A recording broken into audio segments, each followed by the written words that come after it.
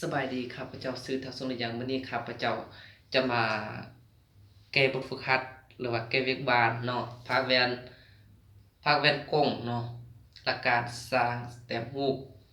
อยู่ในนั้นจะมีอยู่3หลักการสร้างแต้มรูปเนาะวันนี้เรามาเบิ่งข้อที่1นี่ข้อที่1นี่แม่นวัตถุอ่าเขาจะแต้มอยู่ในแวนกงรูปเนาะวัตถุผ่านแวนกงรูปเนาะวัตถุอยู่ในนี้จะอยู่ระหว่างกลางจุดซุม F ก็คือจุดซุมแสงคือจุด F นี่หาจุดศูนย์แสงคือจุด O นี่เนาะบัดนี้เอามาอีกใส่ตามหลักเกณฑ์ที่1เนาะหลักเกณฑ์ที่1นี่เพราะว่าอ่ารัศมีมีรวงขนานกับแกนต้นเนาะนี่เป็นแกนต้นเมื่อฮอดหน้าแวนเนาะเขามาเบิ่งจุด A นี่ก่อนวัตถุ A นี่ก่อนเนาะเมื่อแสงเนาะเมื่อแสงมีรวงขนานกับแกนต้นเมื่อฮอดหน้าแวนจะสะท้อนมีรวงไปผ่านจุดซุมแสงคือจุด F เนาะแล้วจะขีดเส้นแกนยาวมาพี่เนาะวันนี้กรณีที่2ในเมื่อแสงมีรวงไปผ่านจุดซุมเนาะไปผ่านจุดซุมเมื่อฮอดหน้าแว่นจะมีรวงขนานกับแกนต้นหลักการเดียวเนาะอันนี้เนาะเอาไปจุด N วันนี้กรณีที่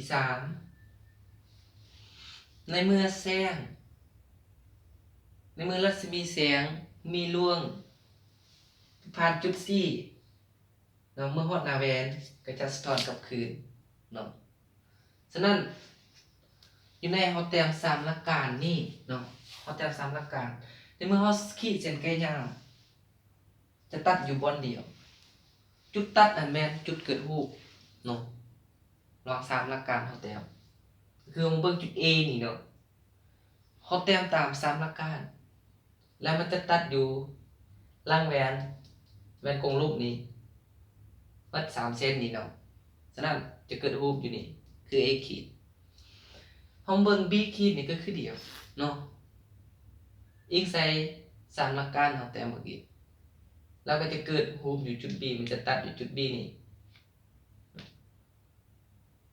ตัวนี้แม่นเส้นตัวนี้แม่นเฮาแต้มด้วยมุมฮอดทุกมุมสะท้อนเนาะก็ยังตัดอยู่จุดนี้คือกันเนาะมานี่เฮาจะสังเกตเห็นว่ารูปนี่ใหญ่กว่าวัตถุเนาะรูปนี่วัตถุ AB นี่จะใหญ่กว่ารูป A ขีด B ขีด A ขีด B ขีดแม่นรูปของ AB เนาะอันนี้แม่นวัตถุผ่านแว่นกลมรูปเนาะที่วัตถุอยู่ระหว่างกลางจุดศูนย์แสงหาจุดซูมแอบนี่เนาะรูปจะเกิดอยู่นี่โดยที่เขาว่าหลักการแต้มรูปจะมีอยู่3หลักการนี่เนาะอยู่ใน3หลักการนั้นเวลาเขาแต้มมันจะตัดกันอยู่จุดหนึ่งจุดนั้นคือจุดเกิดรูปเนาะจุดนี้ข้อนี้มันเป็นแบบนี้